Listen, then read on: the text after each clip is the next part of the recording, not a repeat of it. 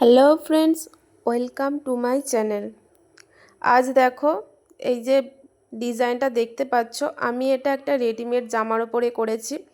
তো ভিডিওটা করার পরে আমার কিন্তু খুবই সুন্দর লেগেছে, ভাবলাম তোমাদের সাথে ভিডিওটা শেয়ার করি। তো দেখো, প্রথমে আমি জামাটার ওপরে পেন্সিল ড্রয়িং করে নিয়েছি এবং আমি ডিজাইনটা করার জন্য 6টা অ্যাক্রিলিক কালার ইউজ করেছি এবং দুটো সাইজের তুলি আমি এক্ষেত্রে ব্যবহার করব, একটা ফ্ল্যাট ব্রাশ এবং একটা 0 সাইজের তুলি। তো তোমরা কিন্তু চাইলে 0 সাইজ তুলি দিয়ে পুরো ডিজাইনটা করতে পারো।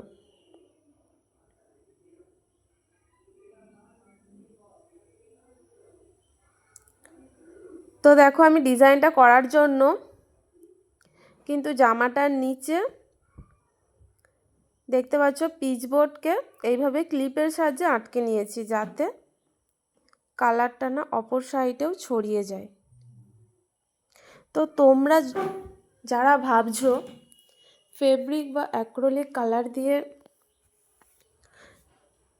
এইভাবে ডিজাইন করবে, তোমরা কিন্তু সব সময় মোটা কোনো কাগজ বা পিচবোর্ড নিচে ব্যবহার করবে, না হলে পুরো ডিজাইনটাই নষ্ট হয়ে যাবে, কালারটা পুরো স্প্রেড করে যাবে।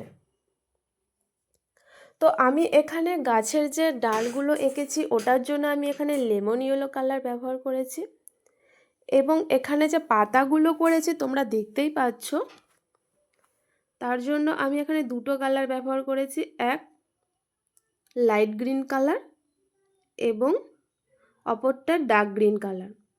তো তোমরা চাইলে কিন্তু এক্ষেত্রে যে কোনো একটা রঙের কালার দিয়েও পাতাগুলো করতে পারো, কিন্তু যদি দুটো রঙের কালার দিয়ে করো তাহলে দেখতে আরও সুন্দর লাগে, সেটা তো তোমরা ভিডিওতে দেখে নিশ্চয়ই বুঝতে পারছো। এরপর আমি যে ফ্লাওয়ারগুলো করেছি ওটা আমি হোয়াইট কালার দিয়ে করে নিচ্ছি।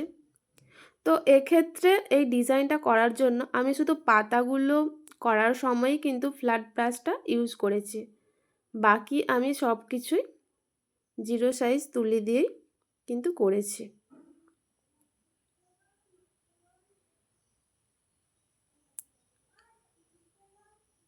দেখতে পাচ্ছ ডিজাইনটা পুরোটা হয়ে যাওয়ার পর তোমরা নিজেরাই বুঝতে পারবে কিন্তু কতটা সুন্দর লাগে।